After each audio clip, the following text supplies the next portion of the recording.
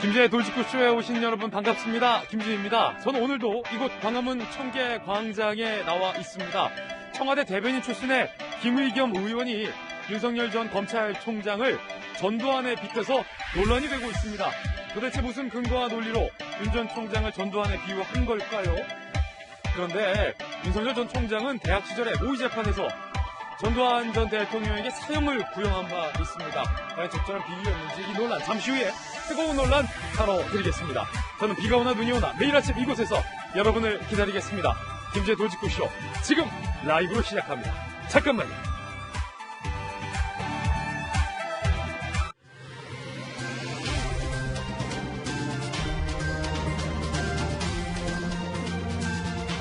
신문 읽어주는 남자입니다.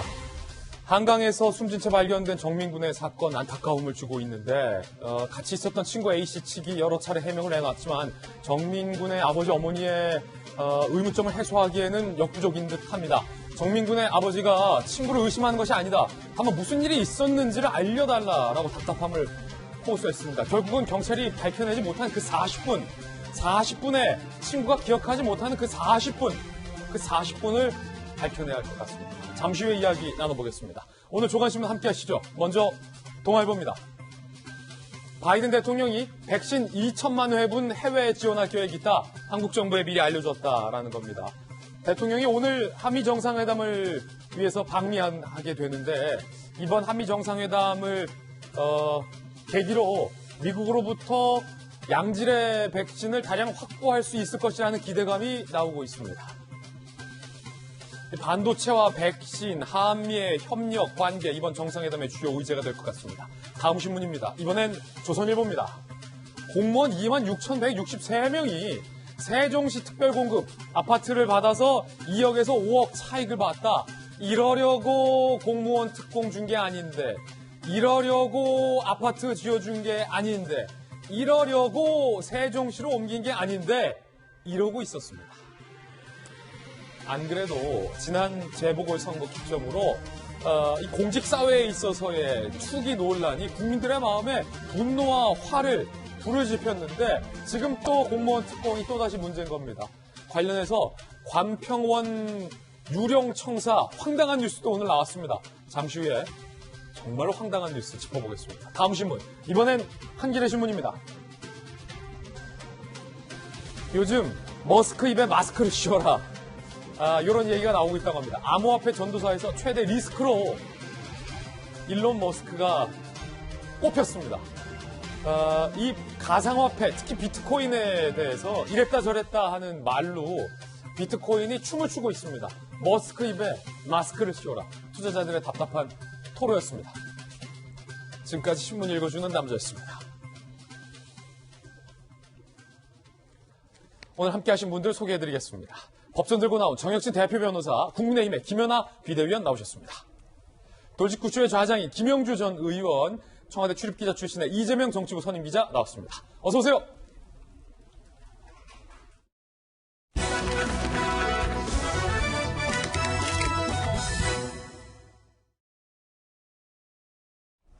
요새 다시 여권에서 윤석열 전 총장을 향한 공격의 발언들이 나오고 있습니다. 오늘은 청와대 대변인 출신의 김의겸 의원이 윤석열 전 총장을 전두환 전 대통령에 빗대서 논란이 되고 있습니다. 이게 과연 적절한 비유로 볼 수 있는지 우리 시청자 여러분들께서 한번 판단을 해 주시기 바라겠습니다.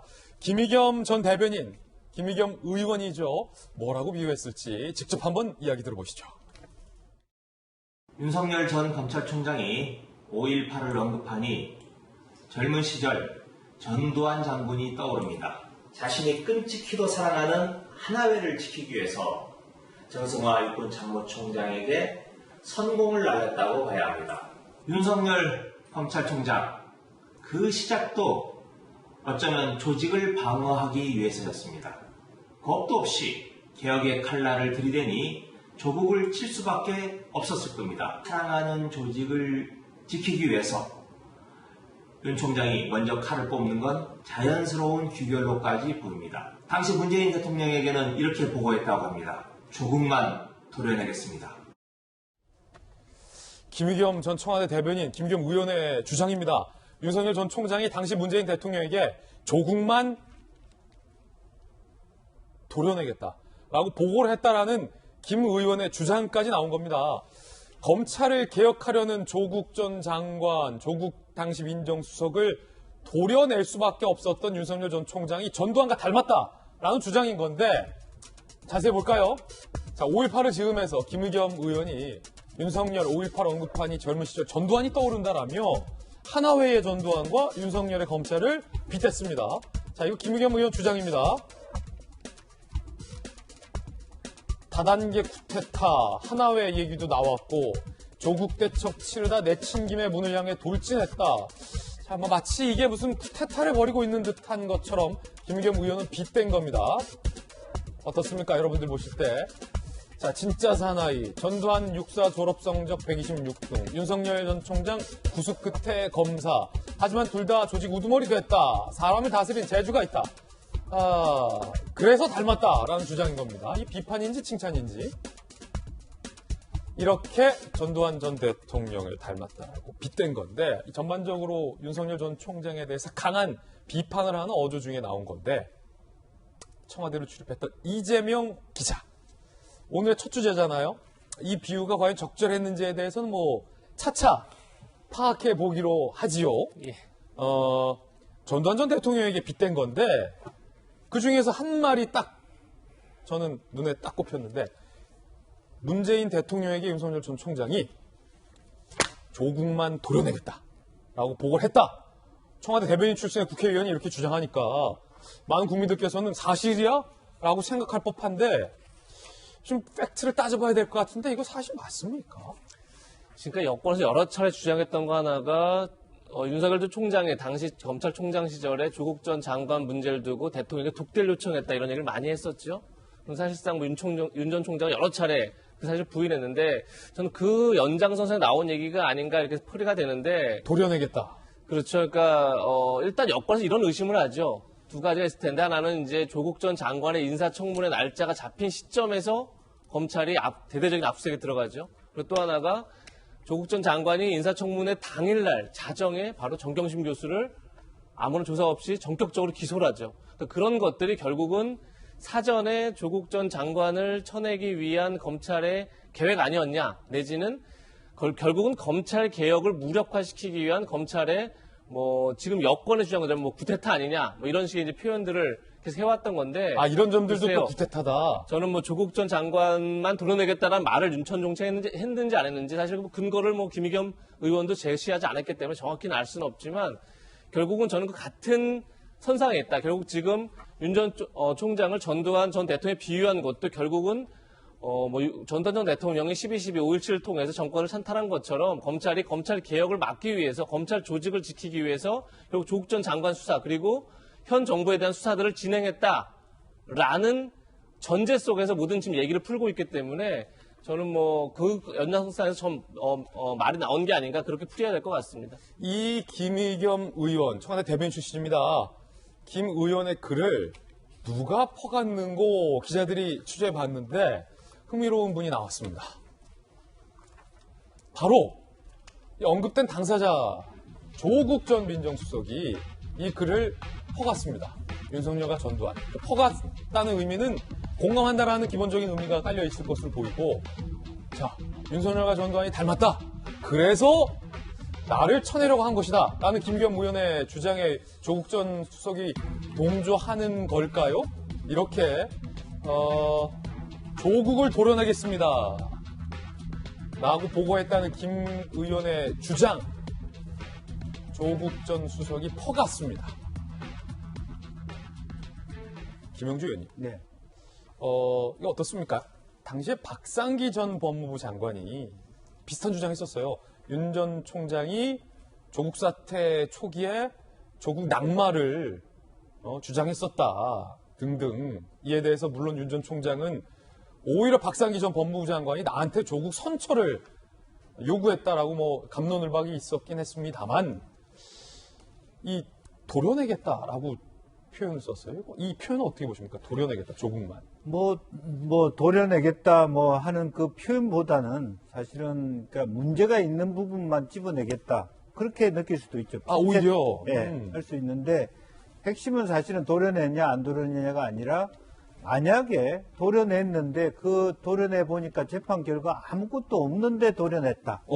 사실은 전혀 우리가 이제 암 수술을 받을 때 정말 표적 그렇게 암 세포를 끄집어낸다. 그러면 그게 어떤 아주 효과적인 처방이죠. 결론적으로. 예. 근데 아주 건강한 세포를 그냥 개복 수술을 해버렸다. 이건 문제가 되는 거죠. 예. 그럼 결과적으로 보면 조국 전 장관은 이 글을 퍼내고 싶은 이유는 말하자면 윤석열 당시 검찰총장이 자기 조직, 즉 말하자면 비리와 어떤 그 폐단이 있는 검찰 조직을 보호하기 위해서 아무 문제가 없는 조국을 문제 삼았다. 그 검찰개혁을 칼을 들려고 하는 사람을 제거했다라고 얘기를 하고자 하는 것이죠. 거기에 대해서 조국 전 장은 공감하고 싶은 마음이 있겠죠. 그러나 결과가 뭐냐. 자기 재판의 결과 지금 아직 결과가 최종화되지는 않았습니다만 결과가 무고한 사람을 잡았다라면 그 얘기가 돼요.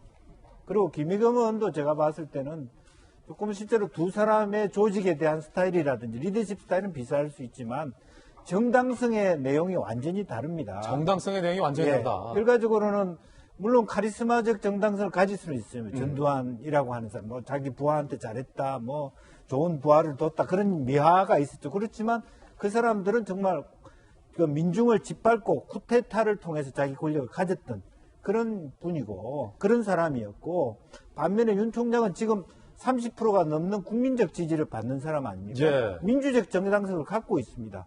다만 검찰총장을 중간에 하차한 데 대한 해석의 차이는 있을 수 있지만 그러면 지금 윤 총장 지지하는 사람들은 그럼 전두환 지지하는 사람하고 비슷한가?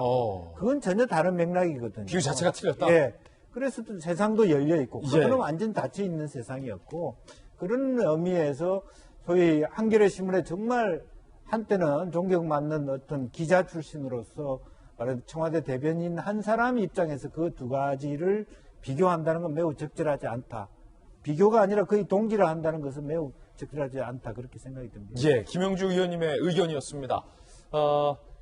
김의겸 의원은 계속해서 전두환 전 대통령과 윤석열이 닮았다. 윤 전 총장이 닮았다라는 주장을 이어갔습니다. 계속해서 들어보시죠.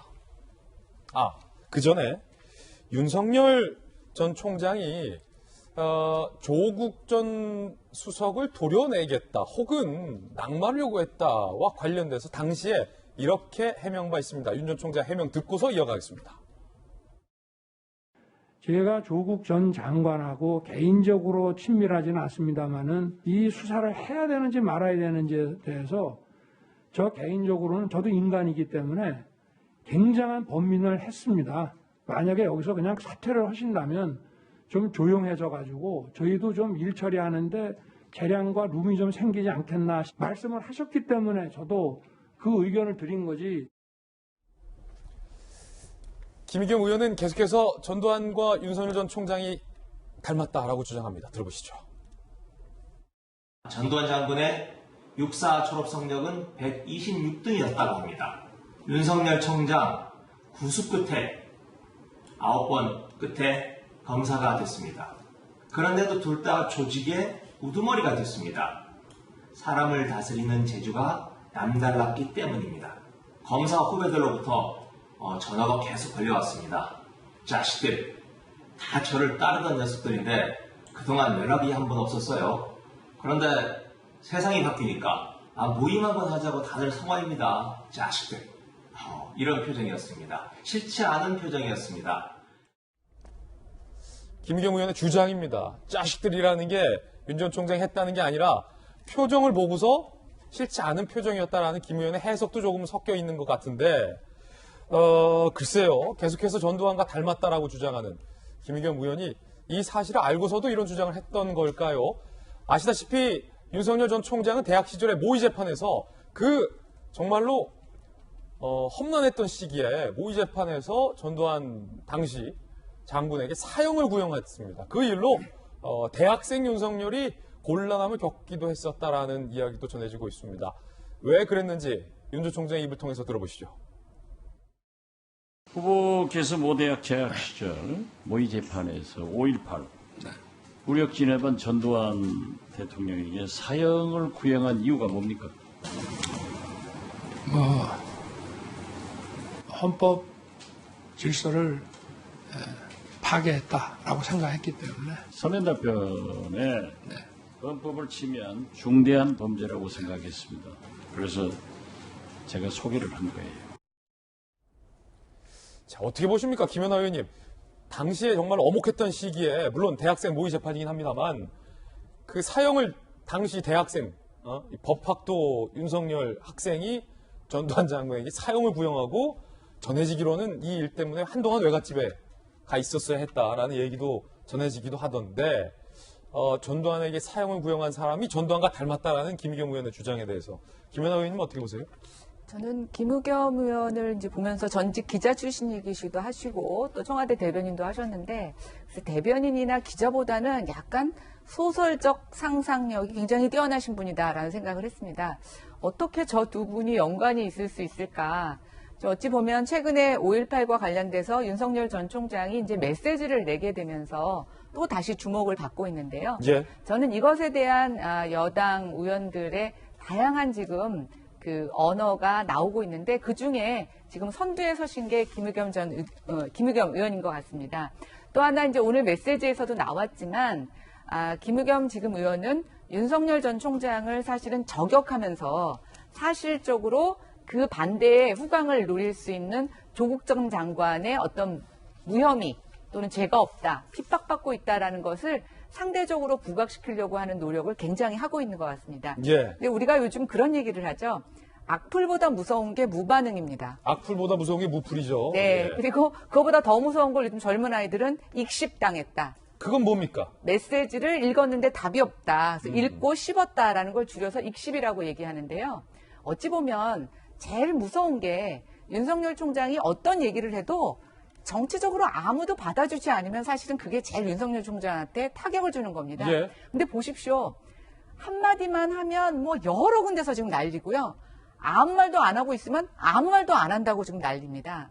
저는 진짜 윤석열 총장이 정치까지 하게 된 배경에는 추미애 장관의 핍박이 굉장히 1등 공신이었다면 예. 대선으로 지금 나올 것이냐 나오지 않을 것이냐라고 하는 이런 지금 애매한 상황에서 저는 결국 대선으로 나오는 것으로 밀어붙이는 건 역시 민주당 인사들이 되지 않을까라는 생각이 들고, 거기에 지금 김의겸 의원이 1등 공신을 하고 있는 것 같습니다. 예, 김연아 의원의 의견이었습니다. 민주당의 장경태 의원은 친일파가 태극기 든 격이다라고도 비유했습니다. 친일파가 태극기 든 격 아니겠습니까? 유체이탈 화법이라고 보고요. 지금까지 검찰이 보여줬던 반인권적, 반개혁적인 모습과 정말 5.18은 너무나 맞지 않다, 이렇게 보여지고요. 본인이 말씀하시기에는 너무나 어울리지 않는다. 전두환 비유에 이어 친일파 비유까지 민주당에서 나왔습니다. 파상공세, 여권의 파상공세는 계속됩니다. 이낙연 전 대표도 윤석열의 5.18 메시지에 공세를 했습니다. 너무 단순하다. 검찰이 과거에 노 전 대통령 가정 소탕하듯 수사한 건 뭐라고 설명할지 의문이다라고 비판했고요. 김두관 의원, 5.18 정치 운운하며 문정부 우회 비판, 배은 망금, 허영 국회의원, 5.18 운운하려면 인권 탄압에 대한 대국민 사과와 검찰개혁의 의지가 필요하다. 전두환 비유에 이어서 장경태 의원은 태극기를 든 친일파, 그리고 여러 인사들도 윤석열 전 총장에 대해서 비판을 이어가고 있습니다. 자, 이에 대해서 야당은 윤 전 총장을 엄호했습니다. 5.18 정신이 누구의 특권이냐라는 거죠. 조경태 의원, 윤 총장 당연한 한마디에 돌맞은 법질이 버린 양 윙윙, 벌집에 버린 양 윙윙. 5.18 정신은 민주당만 계승해야 한다는 오만함. 하태경 의원, 5.18 정신이 민주당만의 것이냐. 오만과 독선 극에 달해 역사까지도 독점하려 한다라는 야당의 비판도 현재 나온 상황입니다. 그런가 하면 한편 윤석열 전 총장을 지지하는 33명의 포럼이 발족한다는 뉴스도 보도되고 있습니다. 누구누구가 이 포럼에 참여하게 될까요? 그 인사 몇몇도 드러났습니다. 함께 보시죠. 지인중건 전 교수가 이 발족식에서 기조 발제자를 맡게 됐다고 합니다. 윤석열 지지 전문가 포럼, 이름은 공정과 상식. 윤 총장이 강조했던 거죠. 공정, 상식. 내일 모레 출범한다고 합니다. 중앙일보 보도에 따르면 각 분야의 교수와 전문가 33명이 참여하게 됐고요. 기조발제는 진중권 교수가 맡습니다. 축하 강연자로는 송상현 서울대 명예교수인데 송 교수는 국제형사재판소 초대 재판관 등을 역임했던 인물, 윤석열 전 총장의 석사 논문을 지도한 이력도 있습니다. 그리고요, 정용상 동국대 법대 명예교수는 무너진 공정과 상식 법치 시스템을 바로 세워 정상적인 나라를 만들어보자는 절박한 마음으로 조직하게 됐다라고 밝히기도 했습니다. 정혁진 변호사님, 포럼 제목이 이름이 이제 공정과 상식. 근데 또 딱 33명만 이제 참여하고 발족한다고 하는데 이거 어떤 성격입니까? 일단은 33명 하면은 그 3.1운동 33인 생각나게 하는 거고 또 일부러 그렇게 맞췄다라고 이야기를 하는 것 같아요. 그런데 어쨌든 5.18을 그 기점으로 해가지고 윤석열 전 총장이 나름대로 생각을 많이 한 것 같아요. 왜냐하면 5.18 이런 메시지를 던짐으로써 내가 이제 드디어 간접적으로나마 정치를 하겠다라고 밝힌 것 같고 예. 거기에 화답하는 모임이 저런 공정과 상식 모임이 아닌가 그런 생각이 들면서 5.18 정신 운운하면서 계속 이야기를 했는데 5.18 관련해가지고 그 5.18 민주화 운동에 관련된 법이 여러 개가 있습니다. 그런데 그중에 5.18 민주화 운동 특별법은 그 목적이 어떻게 되어 있냐면요.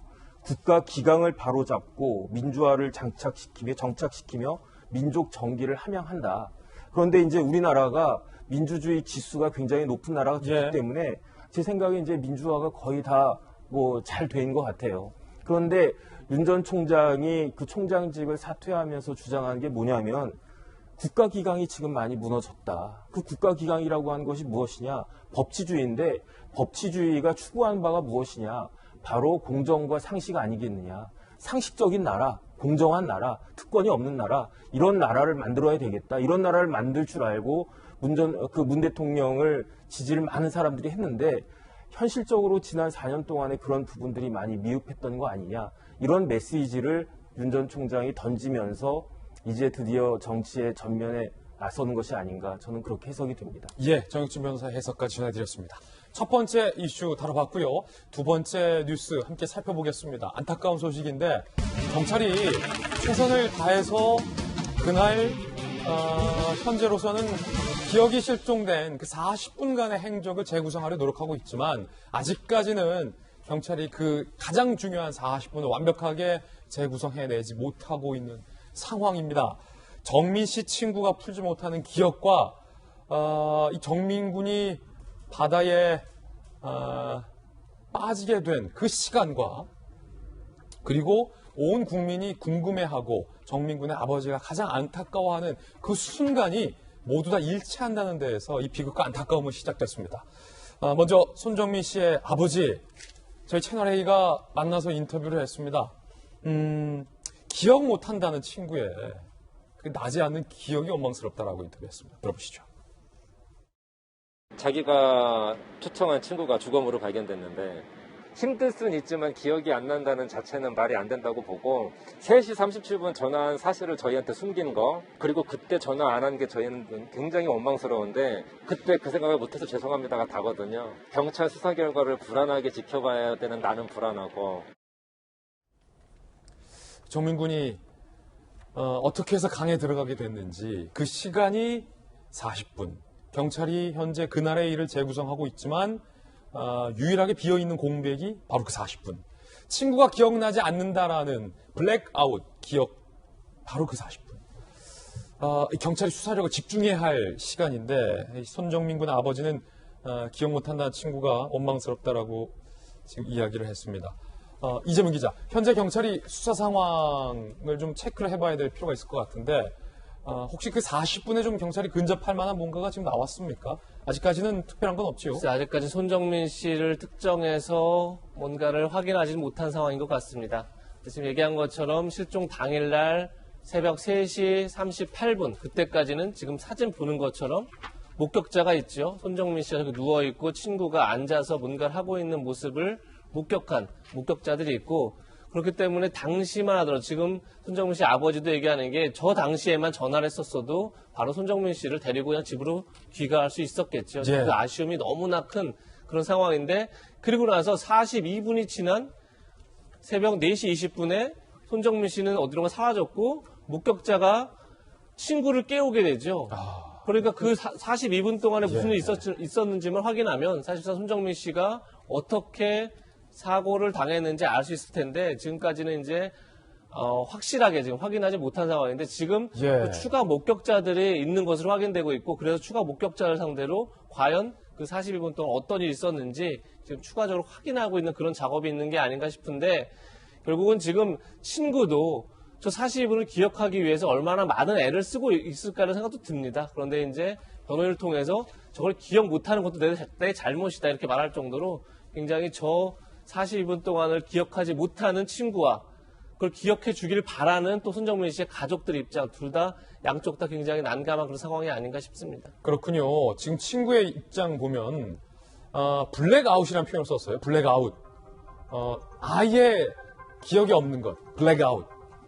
우리가 정전됐을 때도 블랙아웃 현상이라고 하잖아요. 정전된 것처럼 깜깜한 상황. 아예 기억의 공백. 지금 그렇게 지금 친구 측은 주장을 하고 있는 겁니다. 이건 친구의 주장입니다. 주장. 경찰이 이 주장의 신빙성 여부도 당연히 들여다봐야 합니다. 그러리야 생각되고요. 그러면서 블랙아웃 기억을 못하는 것도 잘못이라 생각한다라는 입장을 냈습니다만 이 정민 군의 아버지는 좀 원망스럽다라는 입장이 현재 나온 거고요.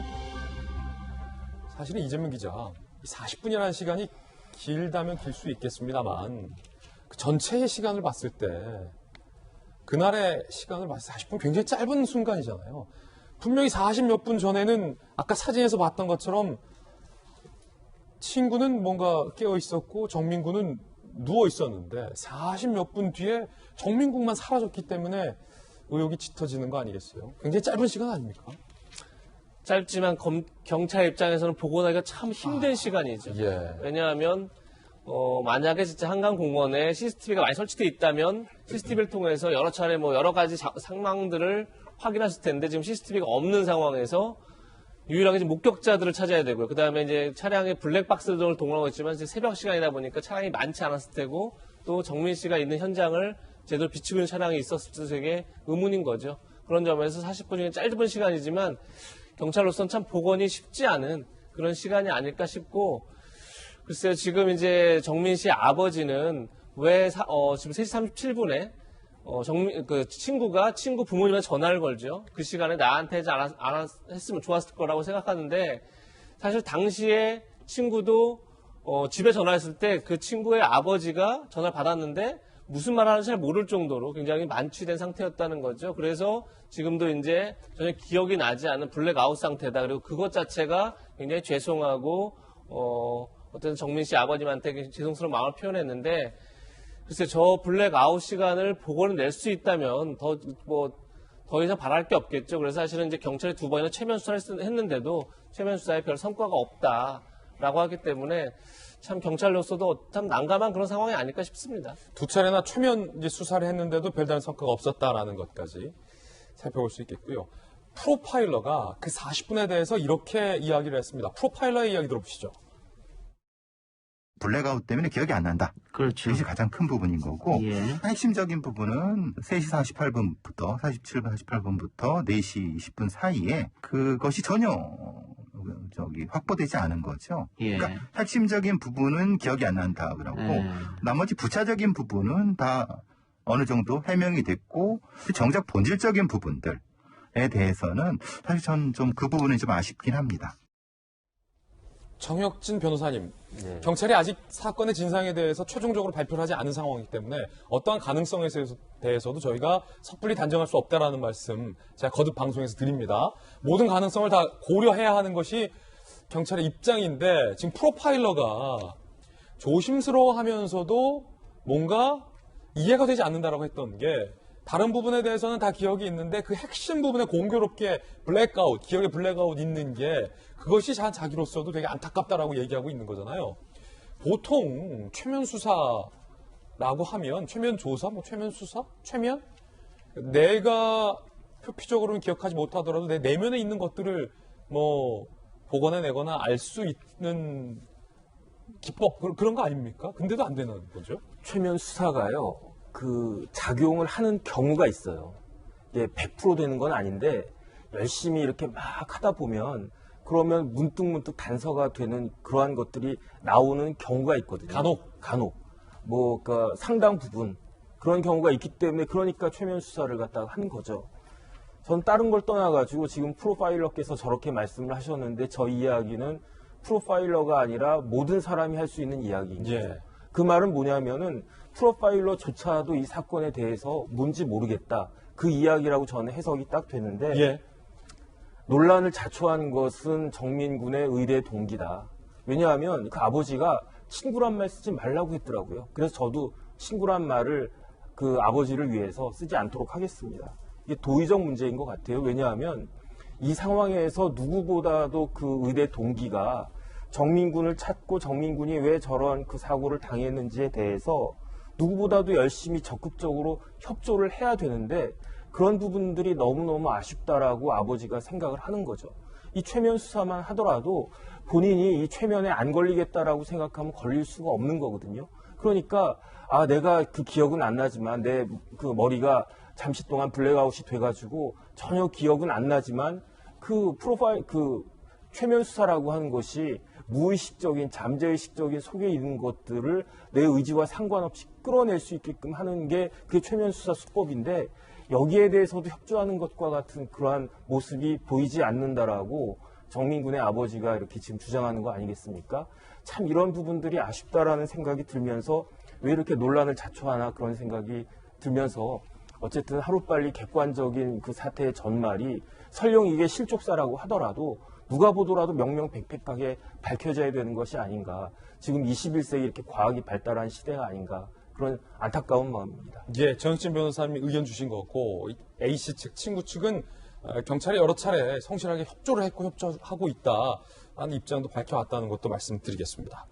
자, 그런가 하면 경찰이 비 내리는 주말이었죠. 많은 수백 명의 시민들이 한강변에 모여서 이 정민군을 추모하고 또 정민군의 수사를 촉구하는 자발적인 집회를 열었는데 이 집회를 집시법 위반 여부를 검토하겠다라고 밝혀서 논란이 되고 있습니다. 바로 그날의 집회를 의미하는 겁니다. 함께 보시죠.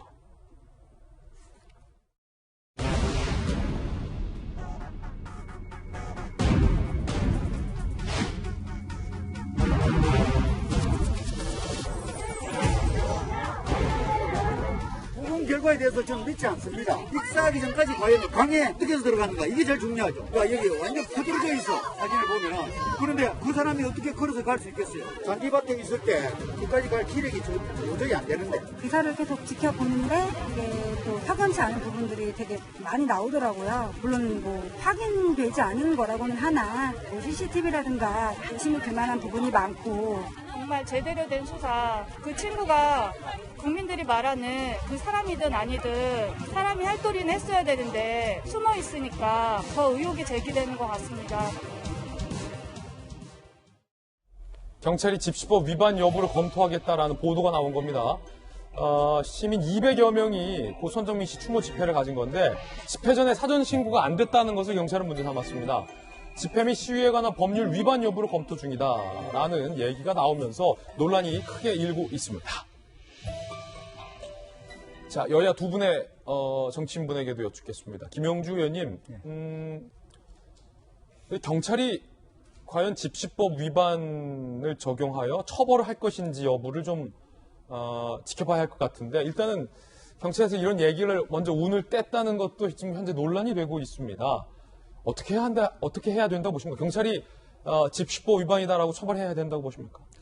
이제 뭐 이 경우가 이제 접근성과 자발성 이런 부분들을 앞으로 이런 일들이 굉장히 많이 벌어질 일이라고 보여지는데요. SNS가 발전하다 보니까 순식간에 이런 응분을 가지신 분들이 모이게 되는 건데 집시법은 법적으로 보면 한 달 전 또는 최소 그 집회가 있는 이틀 전까지 신고를 해야 되고요. 몇 명 모아서 왜 만나는지 주체가 누군지 해야 되는데 지금 이 사안 같은 경우는 주체가 명확하지 않아요. 주체가. 그러니까 누구 이름 아래 어떤 단체 이름 아래 모아달라 이런 부분이 않기 때문에 현실적으로 경찰은 당연히 이렇게 집단적 시위가 있었기 때문에 집시법 위반 여부를 검토하는 것 자체는 문제가 없다고 보지만 실질적으로 이 모임 자체가 어떤 단체의 대표가 주관해서 이 일을 한 것이 아니라 그런 억울한 죽음에 대해서 마음 아파하는 분이 순식간에 자발적으로 예. 모였다는 거죠. 몇 명이 모일지도 모르는데 모였다. 이런 경우는 경찰로서도 특정하기 어렵고 주체나 주체자 이제 또 그런 부분이 있기 때문에 집시법 위반 여부를 검토할 수는 있으나 처벌하거나 이렇게 누군가를 딱 잡아가기는 쉽지 않을 것이다. 저는 그렇게 보여집니다. 그리고 그렇군요. 저런 일들은 앞으로 굉장히 더 많이 발발할 가능성이 많다. 그렇게 봅니다. 그렇군요. 그런데 한 가지 좀 여쭤볼 것이 김연아 의원님. 집시법 위반 여부를 검토 중이다라는 말도 공권력이 사실은 많은 시민들에게 이 검토 여부라는 단어도 어떤 분들에게는 굉장히 뭐랄까요?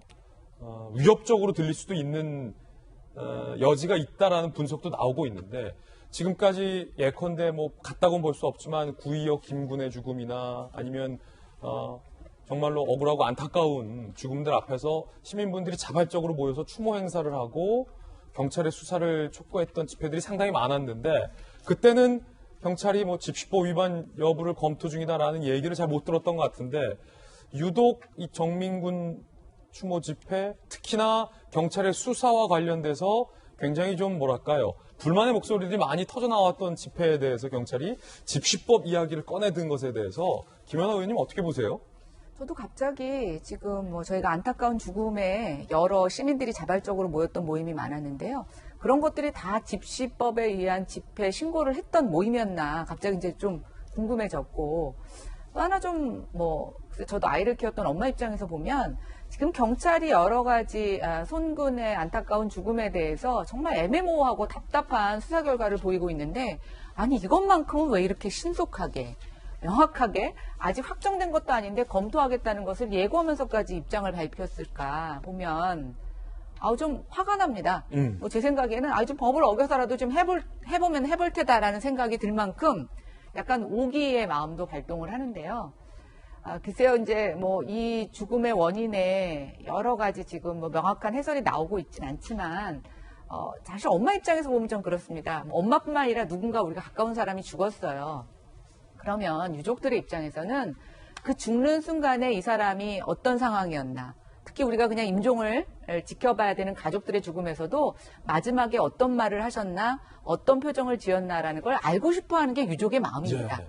그러면 그냥 지나가던 행인도 아니었고 친구이지 않았습니까?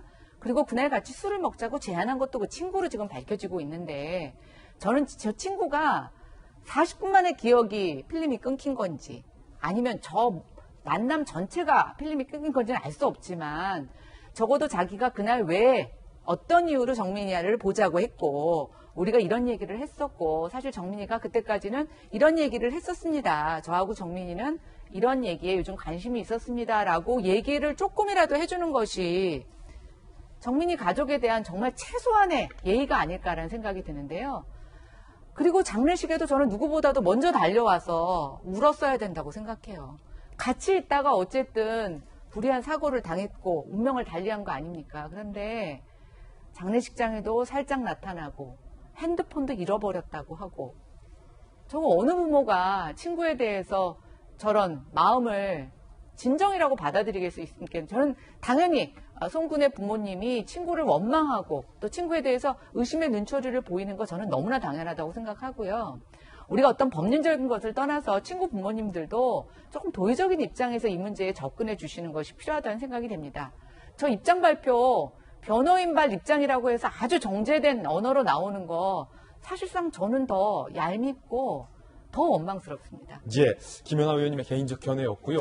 경찰 출입기자 출신의 이재명 기자께서 보시기에 경찰의 집시법 검토, 자, 이 논란, 이 문제, 이 이슈, 자, 왜 경찰이 집시법 위반 여부를 검토했을까요? 어떻게 보십니까? 원칙적으로는 신고되지 않은 집회에 있어서는 이제 경찰이 수사할 수 있죠. 미신고 집회였기 때문에. 근데 경솔했다는 생각이 들긴 하죠. 지금 뭐 여러 차례 제기된 것처럼 경찰의 수사 자체가 과연 적절했느냐, 제대로 초동 수사가 이루어졌느냐에 대한 의문들을 많은 시민들이 갖고 있는 거죠. 이번에도 정민군 아버지 얘기가 들어보면 CCTV가 많지 않은 상황에서 건너편 다리 쪽에 CCTV가 있는 것 같은데 그 CCTV만 하더라도 이미 날짜가 지나서 그러니까 쉽게 해서 복원하기에는 날짜가 너무 지나버렸다 뭐 이런 얘기도 나왔다는 건데 결국은 초창기부터 적극적으로 수사를 얼마만큼 했느냐 특히나 또 잃어버린 휴대전화를 찾는 데 있어서 얼마나 노력을 했느냐 여러 가지 지금 의문점들이 남아있는 상황에서 그리고 CCTV를 확보한 이후의 분석 과정 등에 있어서도 많은 이제 의문이 있는 상황에서 그러다 보니까 이제 아무래도 시민들이 자발적으로 모임을 해서 예. 저렇게 이제 경찰서까지 행진을 하는 그런 상황이 됐던 거다 이렇게 볼 수 있는 건데 그걸 또다시 수사하겠다라고 하면 사실 굉장히 시민들 입장에서는 황당할 수 있고 분노할 수밖에 없는 그런 지점이 있는 거죠. 그런 점에서 지금 경찰이 집중해야 할 것은 역시 블랙아웃이 된 42분간의 행적을 복원하기 위한 최대의 노력을 하는 것이 경찰이 지금 할 일이 아닌가 그런 생각이 듭니다. 예, 이야기 들어봤습니다. 이번에 저희가 준비한 다음 이슈인데요.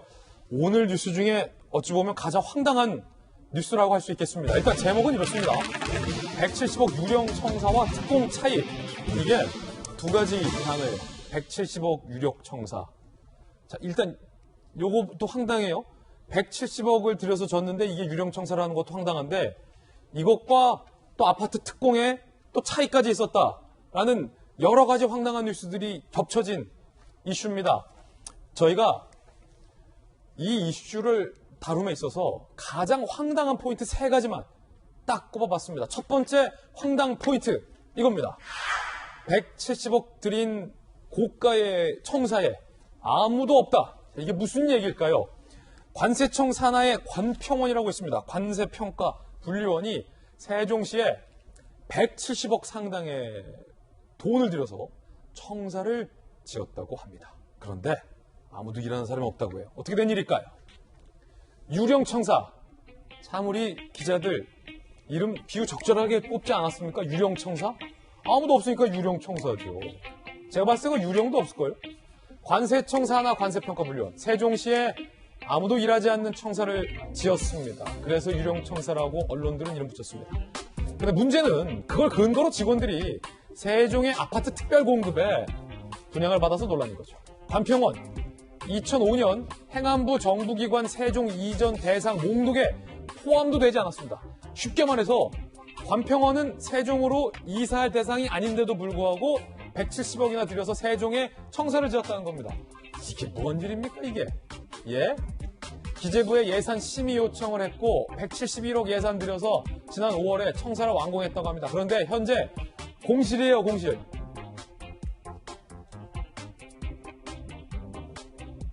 관평원이 요청한 예산이 국정농단 혼란 속에 그대로 통과됐다는 것도 코미디입니다. 기재부 변명 한번 들어볼까요? 당시 청사 이전에 문제가 없는 것으로 판단해서 예산을 승인했는데 이게 이렇게 됐네요? 기재부도 이거 무책임한 답변이에요. 자, 이 무책임함 속에서 탄생한 유령 청사의 모습 저희가 한번 살펴보겠습니다. 170억이나 들여서 지은 유령 청사 이렇습니다. 요즘 온라인 집들이가 유행이라고 하는데 씁쓸하기만 합니다. 온라인으로 여러분들 TV로 안방에서 한번 집들이 해보시죠. 자, 일단 정문이 굉장히 깔끔하고요. 단정한 어떤 유리 청사의 모습 외관, 화이트 톤의 출입구, 그리고 자동문 시설 완비되어 있고요. 안내 직원의 데스크도 이렇게 사생활을 중요시 여기게 되어 있고 또 직원들이 편히 쉬라고 파라솔도 청사 중앙에 구비가 되어 있습니다. 굉장히 반듯합니다. 그리고 자 이렇게 먼지가 쌓여있는 모습 볼 수 있습니다. 이렇게 예쁘게 단정하게 잘 지었는데 문은 왜 잠겨 있고 먼지는 왜 쌓였을까요? 파라솔 저거 어떻게 할 겁니까? 예, 모두가 유령 청사이기 때문입니다. 주변의 화단과 조경까지 아름답게 잘 해놓은 이 건물 171억짜리 건물입니다. 자, 이재명 기자. 나라 돈 아닙니까? 이거 국민들 혈세 아닙니까? 자영업자들 먹고 살기 힘든데 꼬박꼬박 우리 성실한 대한민국 국민들 납부한 세금으로 171억. 옆집 강아지 이름도 아니고 이거 왜 이렇게 여기 유령청사 지은 겁니까? 이거 왜 짓는 동안 아무도 모를 수 있었던 겁니까? 정말 이해할 수 없는 행정이 벌어진 거죠. 그러니까 이미 2005년도에 관세청 관세평가분류원은 세종시로 이전이 제외된 기관으로 고시가 됐습니다. 그런데 이것을 관세청과 일단 먼저 해명들을 쭉 볼 텐데 관세청과 관평원은 이전 제외 기관 고시를 필요시 이전할 수도 있다 이런 것을 해석했다라는 그런 황당한 얘기를 합니다. 그래서 2015년부터 이전을 추진을 합니다. 그러니까 이전 고시가 당연히 이전이 제외된 고시가 이루어졌기 때문에 그냥 추진하더라도 너희 이전 대상이 아니야 하면 그만인 건데 예산을 신청했더니 기재부는 당연히 이전하는 기관인 줄 알고 예산을 부여합니다. 그러니까 관평원은 이사 대상이 아닌데 이사를 밀어붙였고 기재부는 예산 신청하니까 그대로 집행해줬다. 그렇죠. 나중에 이걸 감독해야 할 행안부가 알게 됐습니다. 예. 행안부가 알게 돼서 아니 너희는 이전 대상이 아닌데 왜 이전을 추진하고 있느냐. 뒤늦게 행안부가 알았는데 그것도 이미 건물 공사가 착공되고 나서 한 50% 이상은 진행된 다음에 알게 된 겁니다. 행안부도. 너무 늦게 알았네요. 그러고 나니까 행안부도 이건 문제가 있다 그래서 감사원에다가 감사를 청구합니다. 그런데 문제는 감사원은 또 법제처의 해석을 참고해서 기각을 합니다. 근데 법제처는 이것은 정책적인 문제이기 때문에 또 처벌할 수 없다고 합니다. 그러니까 지금 굉장히 많은 기관이 나왔죠. 관세청이 일단 있는 거고 관세청이 그 다음에 이제 기재부가 있는 거고 돈을 지급한 이것을 관리 감독할 행안부가 있는 거고 감사원 법제처까지 있는데 어느 한 곳 책임지는 곳이 없이 그렇게 지금 5년간의 시간이 흘렀고 결국은 착공 50% 알았음에도 불구하고 결국은 착공이 완료됐고 지금 착공된 1년이 지나서 빈 건물로 남아있어서 지금 본 것처럼 먼지만 쌓이는 그런 건물이 세종청사에 들어선 겁니다. 1년 전에 착공이 된 거군요. 착공이 다 됐죠 지금. 그러니까 정말 이런 행정을 외신에서 무슨 해외 토픽을 보면 모를까. 이것이 어떻게 과연 존재할 수 있었는지 자체가 참 이해할 수 없는 건데 그 50% 알았을 때만 하더라도 빨리 어떻게 정리를 했었어야죠.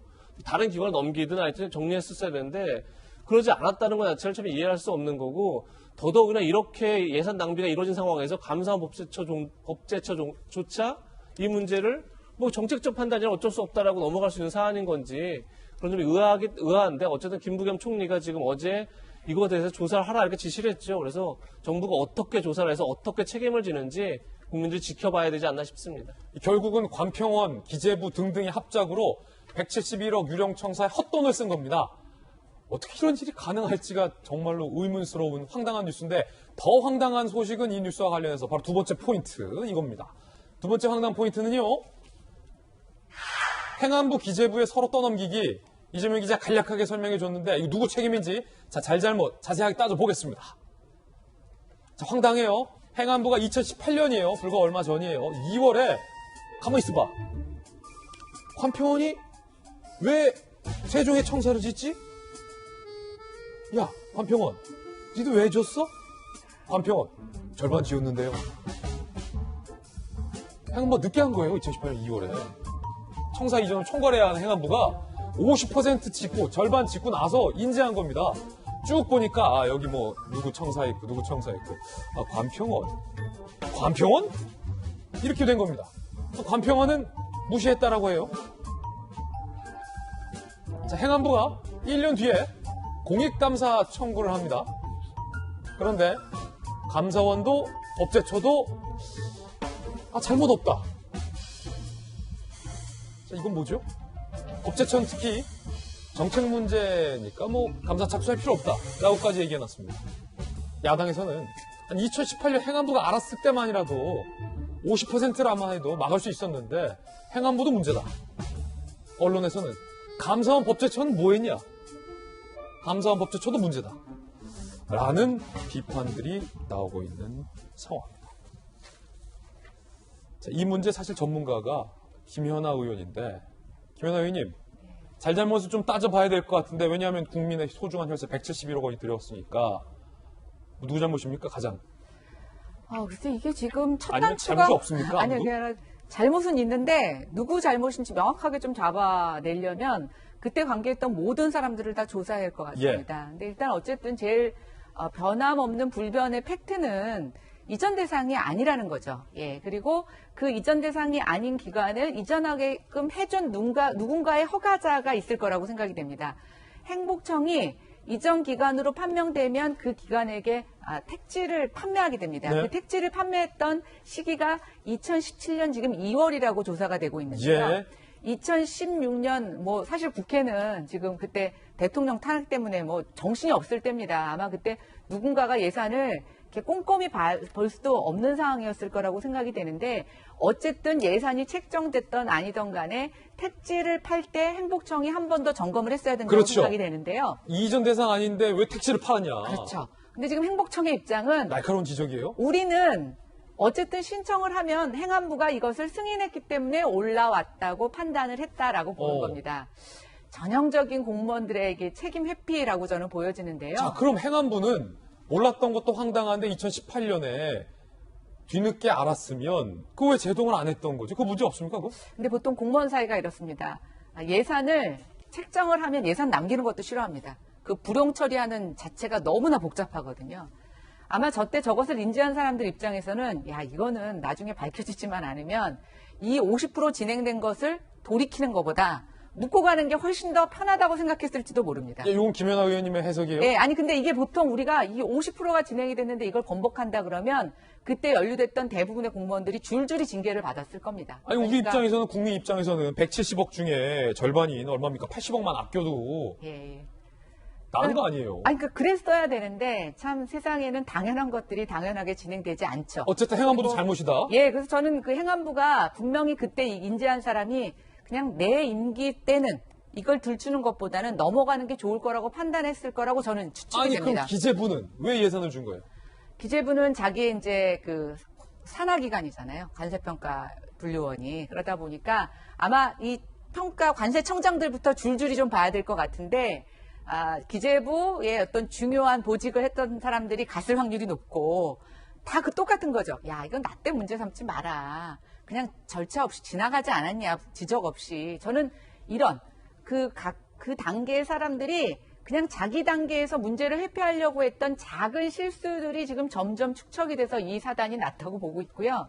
문제는 이 청사를 왜 졌느냐라는 것에 우리가 더 주안점을 봐야 되는데. 잠시 후에 저희가 그거는 네, 그런데 살펴볼게요. 공공기관을 이전하지 않으면 특별공급이라는 것을 할 수가 없습니다. 예. 그러니까 결국은 특별공급이라는 것을 하기 위해서 이것을 지은 것이 아니냐. 그러니까 예. 유령청사라는 얘기가 나오는데요. 저는 정말 이거 청문회, 적어도 감사가 안 되면 청문회라도 해야 되는 아주 중요한 상황이라고 생각합니다. 야당의 지도부 비대위원은 이거 청문회 갑니다 라고 밝혔고 기재부, 행안부, 또 하나 뭐 행복청 모두가 지금 다 잘못이다라는 김연아 의원의 의견입니다. 전문가의. 자, 그러면 감사원과 법제처는 정익진 변호사님 이거 왜 문제 없다라고 판단했을까요? 모르겠어요. 왜냐하면 정익진 변호사께서 보시기에는 아니 제가 봤을 땐 문제가 당연히 있는데 그 굳이 이야기한다라고 하면은 지금 돈이 막 조단위 돈이 막 쓰이고 있는데 그까짓 거 170억 정도야. 뭐 이 정도 가지고 문제 삼을 게 있나라고 생각했다라고 하지 않는 이상은 감사원이나 법제처가 잘못이 없다라고 이야기할 수 없다라고 저는 생각하거든요. 그러니까 이게 말이 안 되고 그다음에 제가 관평원에도 조금 찾아봤더니 거기 원장이 4급 서기관이더라고요. 예. 근데 이제 관세청이 기재부 산하 기관이니까 아마 기재부에서도 그 뭐 예산 승인하고 이런 것들을 다 그냥 그 끼리끼리 뭐 잘 알아서 했겠지. 적극적으로 이걸 갖다가 그 관평원에서는 아마 나름대로 생각을 많이 했을 것 같고요. 왜냐하면 이전 계획 고시가 있는데 그 고시에 들어있지도 않고 변경 고시도 되지 않은 상태에서 그 관평원이 이런 식으로 일을 하지는 않았을 것 같고 그 이후에 일어났던 여러 가지 일들은 뭐 기재부나 이런 데는 그냥 뭐 우리 식구니까 잘했겠지 이렇게 생각을 하지 않았을까 싶고 행복청은 기재부에서 했으니까 뭐 별 문제 없겠지 이런 식으로 안이한 생각으로 했다가 예.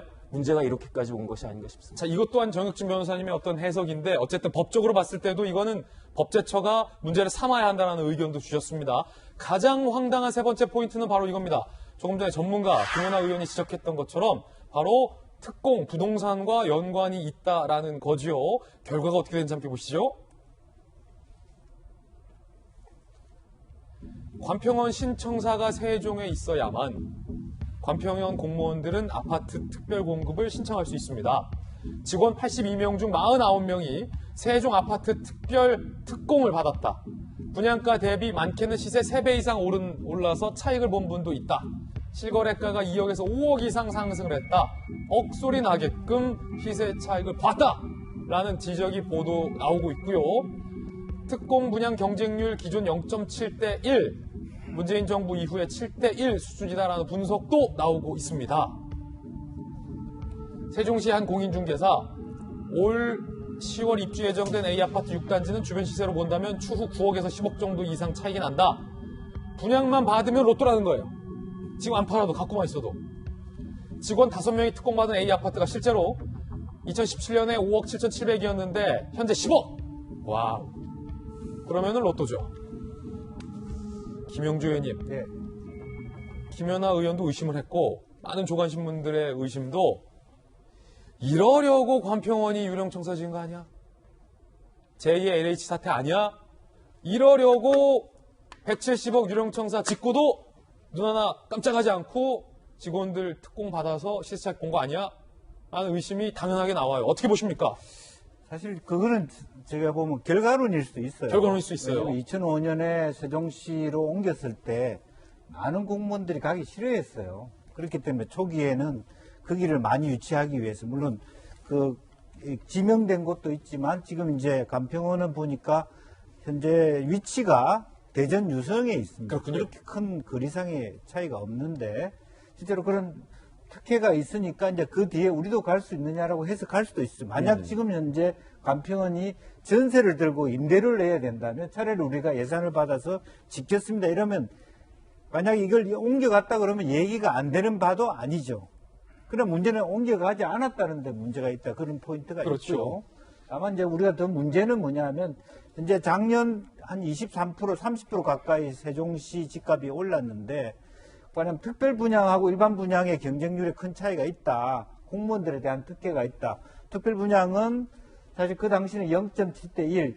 거의 그 당시에는 그야말로 속된 말로 물반 고기반이죠. 80명 정도 신청해서 50명 정도가 수혜를 받았습니다. 이제 그런 것 자체의 문제가 있습니다. 지금 현재는 지금 일반 분양은 60대 1이고 그 특별 분양은 보니까 7대 1, 6대 1 이런 정도니까 상당히 그렇지만 그 핵심적으로 국민들이 분노하는 이유는 그 지역에 살지 않은 사람이 결국 군산으로 돌아가고 인천으로 돌아가는 부처들이 실제로 그게 있지 않고 가짜로만 했기 때문에 문제가 된다. 저는 그렇게 생각이 들고 그것은 정말 지금이라도 왜 그런 일이 있었는지에 대한 철저한 관상감사라든지 국회 관련된 특별조사가 필요하다. 저는 그렇게 생각이 듭니다. 그렇군요. 김영주 의원님도 설마 아파트 특공 때문에 저랬겠냐라고는 하지만 이거 절차대로 좀 조사해야 된다라는 입장 주셨는데 부동산 문제 전문가인 김연아 의원께서 보시기에는 설마 특공 받으려고 저렇게 했을까?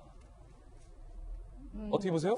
저는 설마가 아니라고 봅니다. 아, 그래요? 예, 설마입니다. 예, 설마입니다. 왜냐하면 아까 이제 말씀하신 것처럼 2011년에 이제 이런 특별공급 제도가 만들어집니다. 공무원들이 좀 잘 내려가지 않고 하니까 또 내려가는 공무원들에게 편의를 주기 위해서 특별공급 제도를 만드는데요. 2014년에 사실은 3단계 공공기관 이전이 완료가 됩니다. 어느 정도까지 갈 기관들은 이제 다 가고. 갈 사람들은 다 갔다. 예, 그렇죠. 조그만 산하기관들 움직이는 것들이 이제 얘기가 되고 있었는데요. 사실은 이제 세종시는 국가 균형 발전의 일환으로 시작이 됐기 때문에 세종시는 그나마 인프라가 잘 되어 있습니다. 정말 국가 균형 발전을 목표로 했다면 세종시가 아니라 다른 지역으로 조금 더 옮기는 거에 정부가 인센티브를 줬어야 되는데 지금 관세평가분류원은 대전이란 말입니다. 세종시 개발 이후에 대전시 집값이 많이 떨어졌습니다. 대전에 살다 쓰는 사람들이 인프라가 좋으니까 정말 세종시로 옮기고 있었거든요. 아니, 이 관평원이 원래 대전에 있었는데 그 코앞인 세종이 또 짓다는 거예요? 그렇죠. 아니 근데 그러니까 저는 예를 들어서 서울에서 내려오는 사람들한테 적극적으로 독려하기 위해서 특별 공급을 했다. 그러면 말이 됩니다.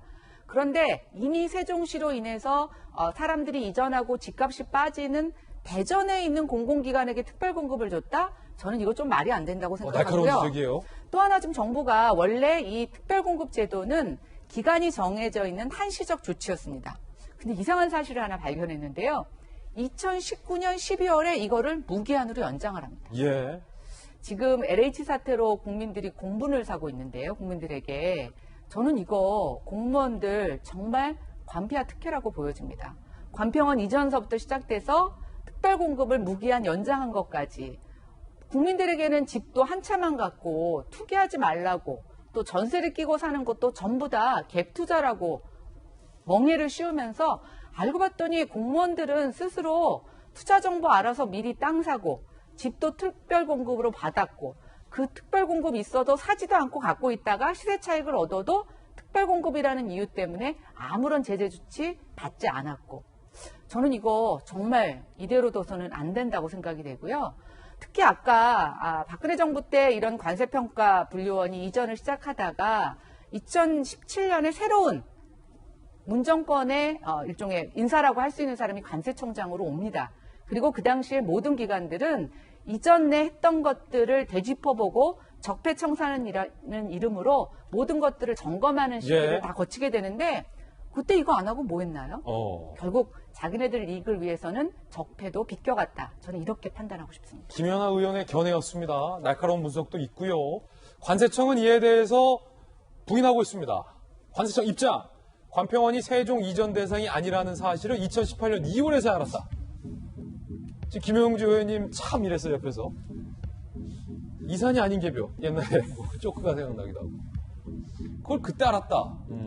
그렇군요. 관세청이 관평원 직원의 특공과 부동산 투기 위해 소속기관을 이전하려 했다는 의혹은 사실과 다르다. 방금 김연아 의원의 분석이 사실 아니다라고 관세청은 부인을 하고 있습니다. 자, 야당에서는, 국민의힘에서는 제2의 LH다라고 비판했습니다. 들어보시죠. 이쯤 되면 제2의 LH 사태가 아니겠습니까? 끝없이 쏟아져 나오는 공기업 직원들과 공무원들의 땅 투기, 특공 재테크로 배를 불리는 모습을 우리 국민들은 언제까지 보고만 있어야 하는 것입니까? 특수부는 철저한 수사로 발본색원하여 공직기관을 바로잡아야 할 것입니다. 그렇게 하지 못한다면 현 정부의 검수완박의 허상이 스스로 드러날 것입니다.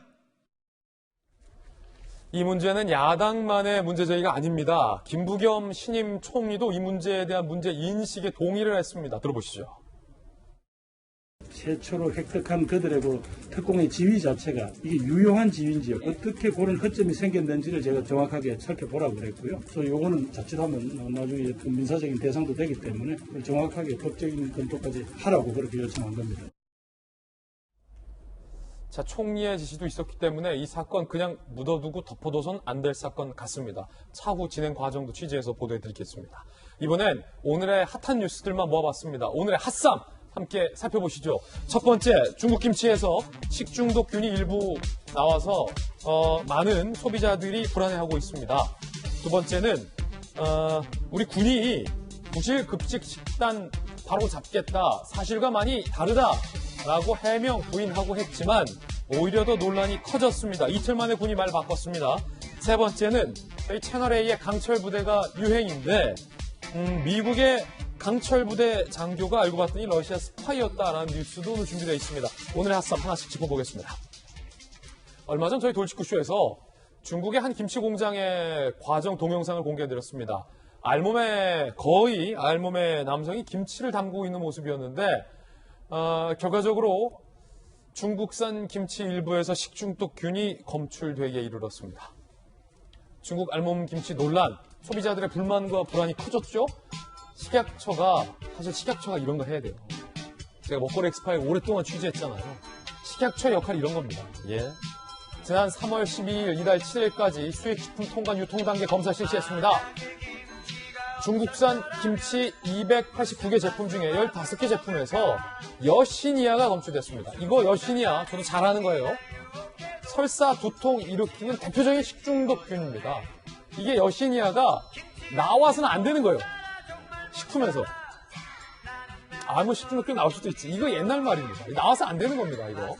식약처에서는 반송 폐기하도록 지시했다고 하지만 식약처가 지난 3월부터 조사를 시작했는데 그 이전까지 들어왔던 무수히 많은 중국 김치에서 과연 식중독균이 없었을까라는 섬뜩한 불안을 저는 지울 수가 없습니다. 더군다나 우리 국민들의 머릿속에는 중국의 알몸 김치 영상도 아직 선명한데 말이죠. 중국의 김치 공장으로 보이는 곳에서 한 알몸의 남성이 이렇게 김치를 이게 절이는 과정으로 보이는데 일단 김치 절인 물의 색깔도 그렇거니와 절이고 일하시는 분이 저렇게 비위생적으로 이렇게 하고 있는 것 자체가 좀 그렇고요. 많이 그렇습니다. 이런 기억이 우리 국민들의 어떤 기억 속에 선명한데 지금 여시니아 식중독균까지 검출됐다는 소식이 나오니까 많은 소비자들은 정말 아연실색하고 있을 뿐입니다. 김영주 의원님, 네. 사실은 또 한국인 하면 김치, 또 밥심도 있지만은 우리 국민들 또 김치 힘으로 살아가는 거 아니겠습니까? 입맛 없을 때도 하얀 쌀밥에 맛있는 김치 하나만 있으면 밥 한 그릇 뚝딱 먹고 또 그래도 오늘 하루 힘내자 하는 게 우리 대한민국 국민인데, 이 여신이야, 식중독균이 검출됐어요. 네. 그렇습니다. 이제 전체 한 200에서 300개 정도 수입되는 김치 중에서 한 15개 정도니까 대다수 김치가 식중독에 균이 검출됐다고 말하기는 어려울 것 같습니다. 그렇죠. 일부 소수이긴 합니다만은 영상을 보시는 분은 어떻게 앞으로 저런 영상을 보면서 김치를 먹을 수 있겠습니까? 그런 정도의 어떤 혐오감을 나타내고 있고, 그럼에도 불구하고 우리나라에 지금 매년 한 18,000톤 가량의 김치가 중국으로부터 들어오고 있거든요. 조금 더 철저한 어떤 조사, 특히 보존료라고 하는 것은 아마 이것이 상태가 변하지 않도록 하는 어떤 부분인데, 그 부분에 대해서는 철저하게 좀 규격을 엄격하게 할 필요가 있고, 그다음에 실제로 우리나라에서 홈쇼핑 등지에서 파는 김치가 중국산인지 아닌지를 정확하게 좀 표기할 필요도 있고, 다행스러운 것은 사실 중국산 김치가 점차 좀 줄어들고는 있다고는 합니다만은 그래도 물가가 오르면 자연스럽게 중국산을 선택할 수도 있기 때문에 훨씬 더 이런 부분에 대한 원산지 표시, 또 실제로 식약처 자체에서 좀 더 규제, 또 관세청 역시 마찬가지로 어떤 관세 과정에서 통관 과정에서의 어떤 식품의 안전성 문제를 좀 더 강한 규제가 필요할 것 같다는 생각이 듭니다. 앞서 영상 관련해서 정확하게 제가 표현하자면은 알몸 배추 논란인 거죠. 알몸 김치 논란, 알몸 배추 논란인 건데, 이재명 기자, 저는 이제 제가 먹거리 엑스파일 오래 취재했기 때문에 중국에서 김치를 수입해 먹는 것에 대한 사실은 문제는 없다고 봅니다. 왜냐하면 깨끗하고 정성스럽게 우리가 만들듯이 김치를 만들어서 수입된다면 정상적으로 가격이 상대적으로 저렴한 상품을 우리 소비자들이 많이 선택할 수 있는 것이 좀 좋은 거예요. 그렇기 때문에 사실은 중국의 김치 산업을 위해서라도 이런 식중독균, 아까 말했던 알몸 배추 절임 논란 등은 중국 스스로가 책임감 있게 근절해야 하는 겁니다. 이건 중국 김치 산업을 위해서라도. 어떻습니까? 정답을 다 말하신 것 같은데, 결국은 알몸 배추가 물론 중국에서는 지금 해명하고 있죠. 저게 수출용 김치를 담그는 과정이 아니었다 이렇게 해명하고 있지만, 어쨌든 저 영상은 우리 국민들한테 굉장히 충격적인 영상이었죠. 그런데 문제는 뭐냐면 식약처가 저 영상이 유포되고 그리고 나서 우리 국민들이 중국산 김치에 불안을 가지니까 지금 중국산 김치를 조사하는 겁니다. 그러니까 자체적으로 조사하는 과정에서 나왔다면 다행인데, 만약에 저런 영상이 없었으면 과연 이제라도 중국산 김치에서 식중독균이 나왔다는 걸 우리 국민이 알 수 있었을까 하는 중요한 의문이 드는 포인트예요. 거고요. 물론 지금 이제 조금 전에 보셨지만 중국산 김치 전체적으로 나온 게 아니죠. 중국산 김치 한 289개 제품에서 15개 제품이라니까 한 5% 안팎입니다. 그러니까 많지 않다면 안 쓸 수 있는 거지만 어쨌든 중국산 김치가 제대로 지금 관리되고 있느냐 이 의문이 하나 있는 거고, 지금 식약처가 이제 파문이 나고 나서 저렇게 지금 식중독까지 나오니까 앞으로 2번 이상 적발된 수입산 김치에 대해서는 수입할 때 모두 지정기관에다 검사를 맡기겠다, 검사를 강제하겠다라고 하는데, 저는 오히려 지금까지 검사가 강제되어 있지 않았나?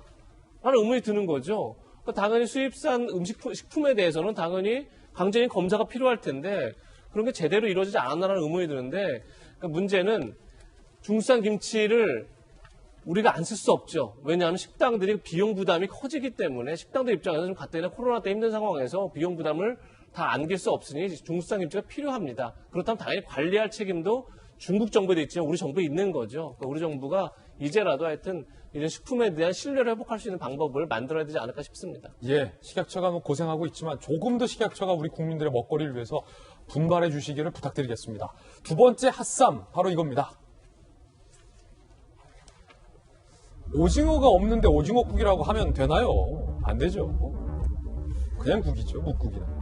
이틀 만에 말바꾼 국. 육군훈련소 대신 전해드립니다. 국방부 직할부대 계룡대 근무지원단 이하부대에서 격리 장병들에게 건더기 없는 오징어국 등 부실한 식사를 제공했다라는 폭로가 지난 16일에 나왔습니다. 자, 그런데 군이 8명의 도시락만 확인한 후에 성급한 해명을 했다라는 지적이 나왔습니다. 지난 16일 즉각 모든 메뉴 정상적으로 제공된다. 계룡대 근무지원단 3개 대대가 1인 격리자 장병 8명에 제공된 도시락 사진을 공개한 겁니다. 추가 조사 결과 사실로 밝혀지자 부실급식 제보가 사실이었다. 감사 진행 중이다. 라며 이틀 만에 말을 바꾸는 총극이 나온 겁니다. 결국 우리 문제 없는데요 라고 해명했지만 이 오징어 없는 오징어국, 이 부실급식 식단이 사실로 드러난 겁니다.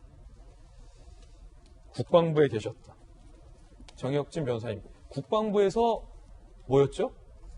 그 미군 기지 이전 사업 관리하는 법무실장이었잖아요. 네. 국방부 법무실장 전직. 아니 저도 국방부 출입했지만 그러니까 우리 군이 신속한 건 좋지만 조금 하루 늦더라도 이런 폭로가 있으면 이게 사실인지 가슴 아프잖아요. 사실은 우리 국방부가 군 장병을 정말 많이 아낍니다. 자기 자식처럼. 그건 사실이에요. 근데 내 자식 같은 장병들에게 저렇게 부실한 식단을 제공했다는 폭로가 있으면 안타까운 마음에 조금 더 신속히 봐야지. 그 8명 급식 식단만 보고서 우리 문제 없다. 알고 봤더니 오징어 없었잖아요. 군인이 어떤 사람이냐면 다 군대에 다녀오셨겠지만 자신의 젊음을 바친 사람, 법적으로 이야기하면 자신의 기본권을 바친 사람이에요. 희생하고 헌신한 사람들이죠.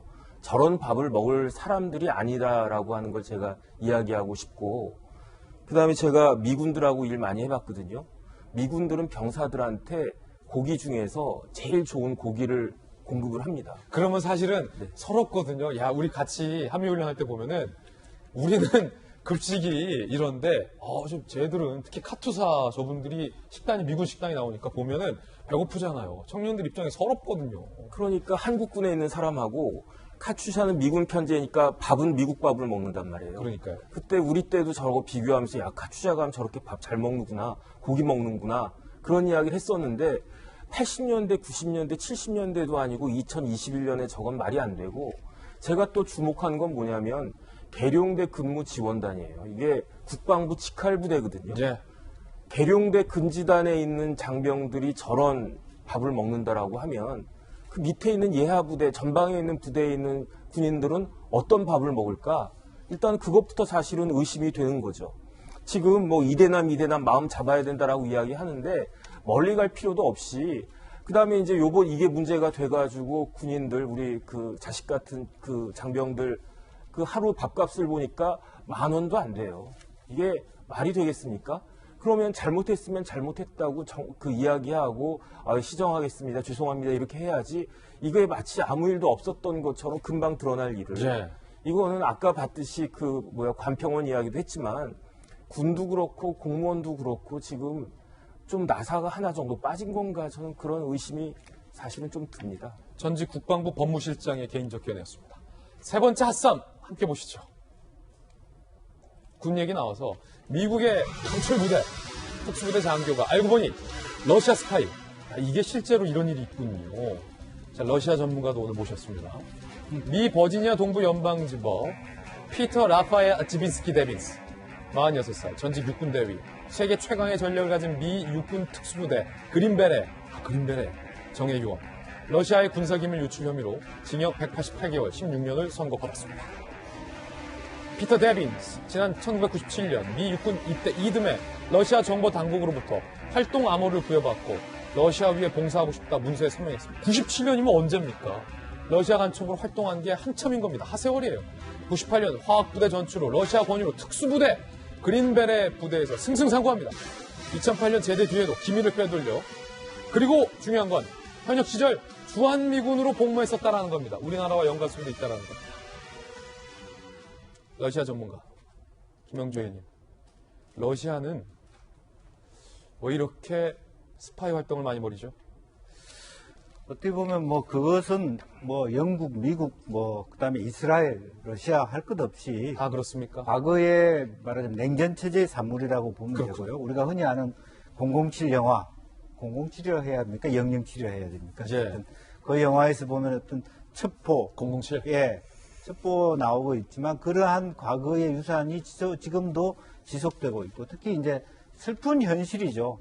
근데 말하자면 피터 데빈이라는 사람이 주한미군으로 있었고, 이제 그렇다면 한반도에 있어서 주한미군의 동향이라든지, 그것은 결과적으로 동북의 안보 질서에 대한 어떤 보고 스파이 행동이기 때문에 상당히 아쉽게 느껴지고 있고, 지금도 아마 미국과 러시아 간의 스파이에 관련된 부분이 말하자면 그 트럼프 행정부부터 러시아 푸틴 행정부 간에 상당히 많은 러시아 의회 내에서의 논의의 테이블에 올라질 때까지 많이 있고 서로에 대한 어떤 그 외교 간의 퇴출이라든지 이런 것이 이어지고 있습니다. 예, 이 제대 12년 만에 잡히네요, 그래도 또. 그러니까 징역 16년을 선고했다라고 하는 매우 강한 부분이고 97년에 지금 이 사람이 대의로해서 40몇 살인데 97년이면 벌써 20년 전입니까?